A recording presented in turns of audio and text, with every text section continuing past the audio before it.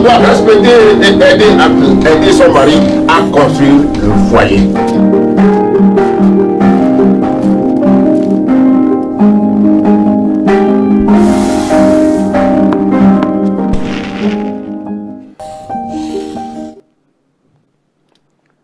Bien-aimés frères et sœurs dans le Seigneur, je vous salue dans le précieux nom de notre Seigneur Jésus-Christ. L'occasion nous est encore offerte une fois de venir vous entretenir sur le thème « Comment faire pour avoir un mariage heureux ». Comment faire pour avoir un mariage heureux? Sur ce, nous allons nous baser sur les écrits de l'apôtre Paul aux Éphésiens, dans le chapitre 5, nous lisons les versets 28 à 29 et le verset 33. Là, il est écrit, « C'est ainsi que les maris doivent aimer leur femme comme leur propre corps. Celui qui aime sa femme s'aime lui-même. Car jamais personne n'a haï sa propre chair, mais il la nourrit et en prend soin, comme Christ le fait pour l'Église. » Le verset 33 dit, « Ce mystère est grand. Je dis cela par rapport à Christ et à l'Église. » Prions le Seigneur. Seigneur notre Dieu, notre Père, Dieu infiniment bon. Merci pour l'occasion que tu nous offres en ce moment. C'est ta parole. Viens prendre contrôle. Et que le Saint-Esprit l'arrose dans le cœur afin qu'il puisse avoir des foyers heureux et des vies transformées pour la gloire de ton nom. Béni sois-tu, Seigneur, de ce que tu es déjà à l'œuvre au milieu de nous. Au nom de Jésus, nous avons prié. Amen. Bien-aimés frères et sœurs dans le Seigneur, dans la lecture que nous venons de lire, il est écrit que chaque homme aime sa femme. Que chaque homme aime sa femme. Comment doit-il aimer sa femme? Comme lui-même, comme son propre moi. Et il est également demandé aux femmes que chaque femme aime son mari, c'est-à-dire estimer et respecter son mari. C'est pourquoi l'apôtre Pierre, dans 1 Pierre chapitre 3, verset 7, lui de son côté, il a dit, l'apôtre Pierre, dans première épître de l'apôtre Pierre, chapitre 3, verset 7, il dit, « Quant à vous, maris, essayez de comprendre vos femmes. Ayez beaucoup d'égard pour elles dans votre vie commune.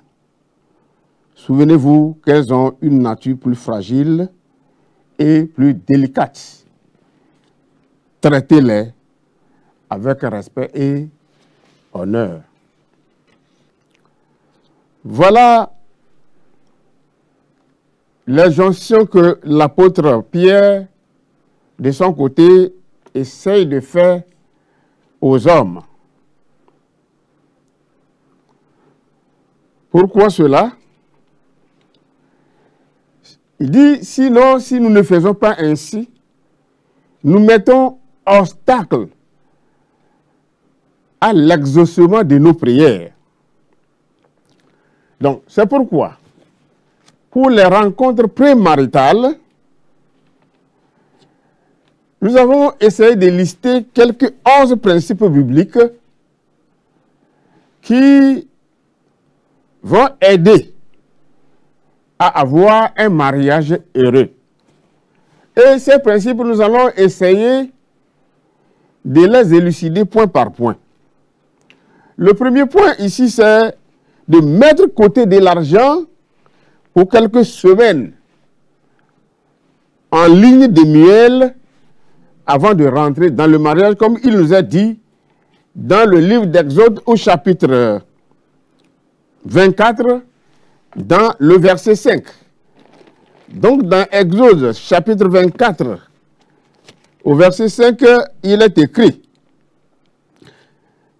Moïse dit, un homme qui vient de se marier ne partira pas à l'armée. On ne lui demandera rien d'autre. Il pourra rester chez lui en toute liberté pendant 1 an et il rendra heureuse la femme qu'il a prise. C'est pourquoi il serait bon de ne pas planifier le mariage juste avant la rentrée des classes ou bien tu as un congé avant juste de reprendre ton service et tu planifies ton mariage, ce n'est pas une bonne chose. Il faut plutôt planifier le mariage pour le début des congés, le début des vacances. Et cet argent que vous allez essayer de réserver va permettre à vous deux d'aller dans votre lune de miel. Deuxième chose qu'il ne faut pas faire. Parce que quand vous faites cela, ça ne peut pas avoir un mariage heureux, c'est n'empruntez pas d'argent. Il y a beaucoup de jeunes aujourd'hui, avant de se marier, s'en vont emprunter de l'argent avant d'organiser leur mariage. Ce n'est pas une bonne chose. L'apôtre Paul dit aux Romains, dans Romains chapitre 13, verset 8, « N'ayez aucune dette envers personne, sauf la dette de l'amour que vous devez avoir entre vous. » Donc, celui qui aime les autres obéit parfaitement à la loi. Donc, emprunter l'argent avant le mariage ou peu après le mariage équivaut à ajouter une phrase à la fin des vœux de mariage jusqu'à ce que les dettes nous séparent. D'habitude, on dit jusqu'à ce que la mort nous sépare. Mais quand vous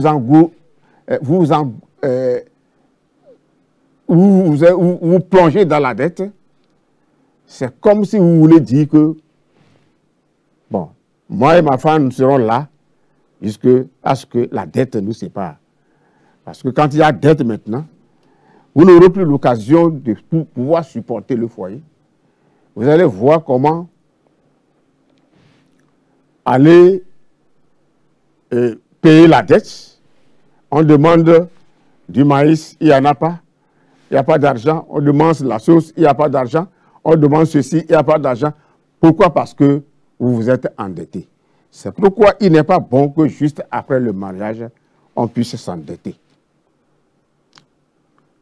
Mon expérience dans la relation d'aide, j'ai trouvé des conflits parmi les gens avec un surplus d'argent qu'avec ceux qui avaient des fonds limités.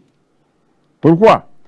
Parce que ceux qui ont assez d'argent, au lieu de s'occuper du foyer, ils regardent à autre chose.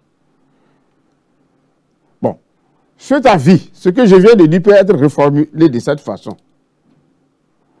N'empruntez pas de l'argent pour aller fructifier vos affaires. Hein? Parce que on ne sait jamais, les affaires peuvent déprécier. Et à partir du moment où les affaires sont dépréciées, c'est fini, vous n'allez plus pouvoir subvenir aux besoins du foyer. Alors que la liberté financière vous donne le pouvoir d'utiliser votre argent comme vous le choisissez, non comme vos emprunteurs l'ont choisi. Vous voyez? Donc, une fois que tu as des dettes, tu ne peux plus utiliser ton argent comme tu le veux. Parce que tu es maintenant limité.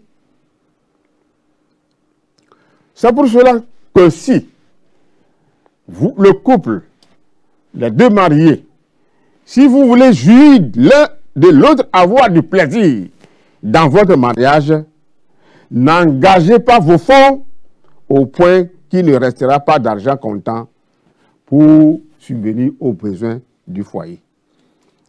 Et la troisième chose ici, c'est que soyez indépendants des beaux-parents. Éphésiens que nous venons de lire au chapitre 31, dans Éphésiens que nous venons de lire au chapitre 31 dit, que c'est pourquoi l'homme quittera son père et sa mère et s'attachera à sa femme et les deux deviennent une seule chair. Bon. Il y a des gens aujourd'hui, quand ils se marient, au lieu d'aller louer une chambre quelque part, amènent cette femme dans la maison paternelle, dans la maison de leurs parents. Ça, c'est un frein au bonheur du foyer. Parce que la femme ne serait pas libre en tant que telle. Telle chose, on lui dit, dans cette maison, on ne fait pas ceci, on ne fait pas cela. Elle veut préparer la sauce. La belle-mère va voir avec quoi elle veut préparer cette sauce. Les belles-sœurs qui ont raté leur mariage, qui sont venues rester dans la maison, vont essayer de déranger votre femme. Il est vrai que Éphésiens chapitre 6, verset 1 nous dit, « Obéissez, enfants, obéissez à vos parents comme le Seigneur le veut. » C'est votre devoir. D'accord? Ne disons pas que quand une fois que tu te maries, tu ne vas plus regarder du côté de tes parents. Non, tu dois les obéir. Mais ce n'est pas à eux de t'imposer ce que tu vas faire avec ta femme. Bien-aimés frères et sœurs dans le Seigneur, vous savez qu'avant que le péché fasse son entrée dans la race humaine, il y a deux commandements qui furent donnés à Adam. L'un était de ne pas manger l'arbre de la connaissance du bien et du mal. En d'autres mots, de ne pas connaître le mal par l'expérience. Il y a beaucoup de personnes aujourd'hui qui veulent connaître le mal en faisant l'expérience. C'est ce que nous voyons aujourd'hui auprès de plusieurs jeunes. Elle veut aller coucher avec une fille par expérience, parce qu'elle a entendu que bon, il faut faire, moi aussi je vais le faire par expérience. C'est péché par expérience, ça. Et ce n'est pas une bonne chose. C'est ce que Adam avait voulu faire, parce qu'il a entendu parler de l'arbre de la connaissance du bien et du mal, et Adam a voulu tester pour voir si réellement ce que le serpent lui dit, c'est une vérité.